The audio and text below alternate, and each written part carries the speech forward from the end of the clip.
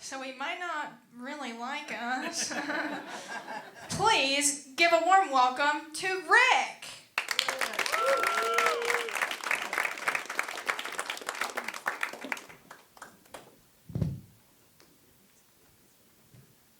That's right, I'm from Ohio, so that's probably the wrong guy to be here tonight, right? But they say when you're up here, if you imagine the audience naked, you're less nervous, so just give me a minute here, a few seconds.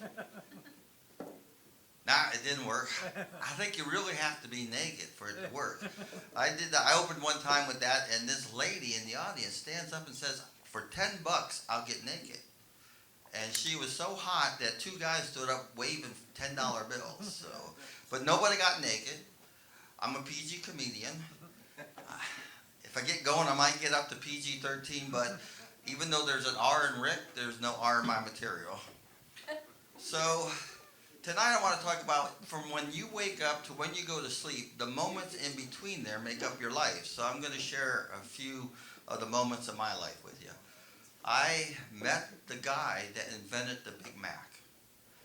Yeah, it was really cool. He owned a McDonald's in Pittsburgh, Pennsylvania. Back in 1967, he created it, invented it, and it sold for 49 cents. And I know some of you are thinking out there that, okay, he owned a McDonald's, he invented the Big Mac, and he probably ate one every day, so was he fat? And shame on the people out there thinking he was, because you should give everybody the benefit of the doubt, but I can tell you, yeah, he was fat. He was a nice guy, though.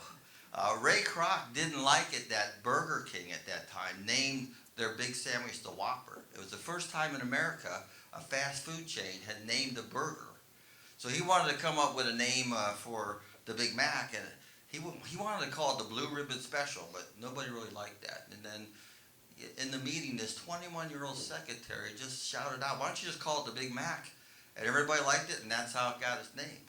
But what we really wish they would have called it, they really should have called it what it does. They should have called it like, "Eat enough of these, you're dead."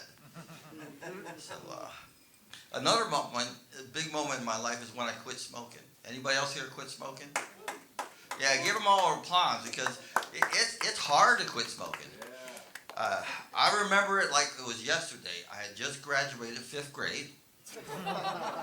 That's true. I was stealing cigarettes, and I thought smoking would make me cool, and I would get women. And I realized after a few weeks that I was never going to be cool. And what would I do I'm a 5th grader. What am I going to do with a woman anyway? And back then, it's not like you have the internet guide that there is out there today to tell you what to do. So I concluded that I'd be better off stealing candy bars, and I ate a lot of chocolate after that. But one of my best moments was probably the greatest Father's Day ever for me. I'm from Cleveland, so I'm a Cavs fan. I saw somebody here with a Cavs shirt on, so are you going to admit you're from Ohio? Probably not, but... And the Cavs had been down 3-1 in the NBA Finals, and they came back to make Game 7. And Game 7 was going to be on Father's Day. So my son had come up from Charlotte to be with me, and we were going to go to a sports bar that night to watch Game 7.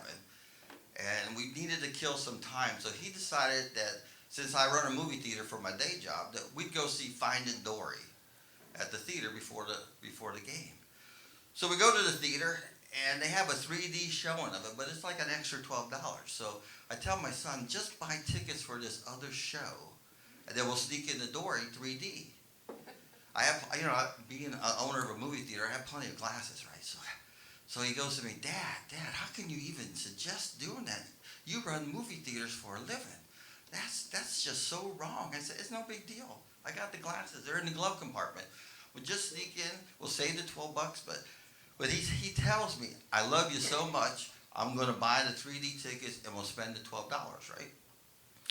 So we watched Finding Dory in 3D, and then we're at the sports bar later that night watching the game. And he's a beer guy. So anybody else here beer? Yeah. Oh, yeah. Are you into the IBAs? Yeah, the IPAs. I don't even know what that stands for. To me, I think Bud Light is a beer, although that might not be cool today. But So he gets his IPA, and it comes in a glass with the logo of the IPA, right? He drinks the beer, and then I hear him go, psst, psst, Mom, Mom. And he pushes the glass over to his mom to put in her purse, right? And I go, hold it. Let me see if I got this right. You can't sneak into a 3D picture, but you can steal the bar glass? Yeah, well, that was, but it was a great Father's Day. The Cavs won it then.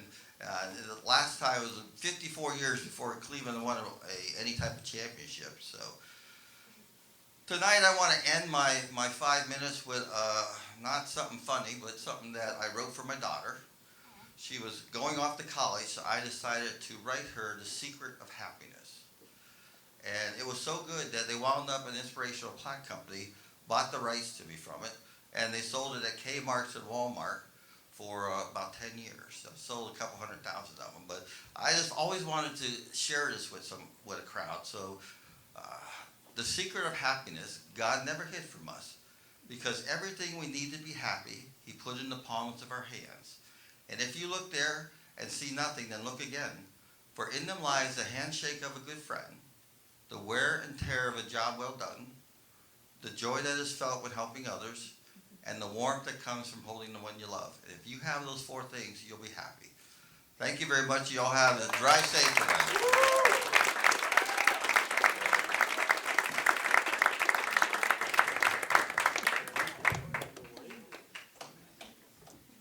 One more time for Rick.